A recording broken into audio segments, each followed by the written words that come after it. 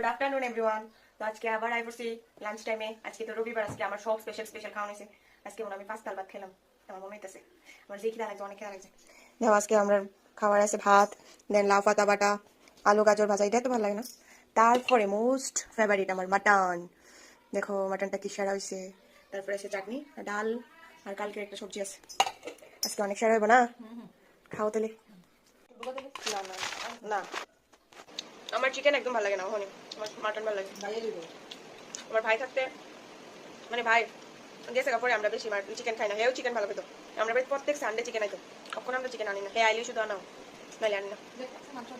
মাংস আলু ভাজা অনেকদিন পরে খেতেছি না। আলু ভাজা হেয়ার ফেভারিট ছিল, অনেক খাওয়া না বেশি। তোমরা আজকে কে কি দিয়ে লাঞ্চ করছো? কেউ তো কো না, কেউ তো কমেন্টও করো না, কয়েকজনই খালি করে, আর কেউ করে না। থাক না করুক, ভালো ভিডিও কারোর ভালো লাগে না আজকাল দিনে। যারা অনেক পয়সাওয়ালা আর যারা অনেক গরিব তারাই গ্রো করতে পারে। আমরা মতো মিডল ক্লাসরা উপরে উঠতে অনেক অনেক স্ট্রাগল। লাউ পাতা বাটার এত সেরা হয়েছে, ঝাল। ও মাটন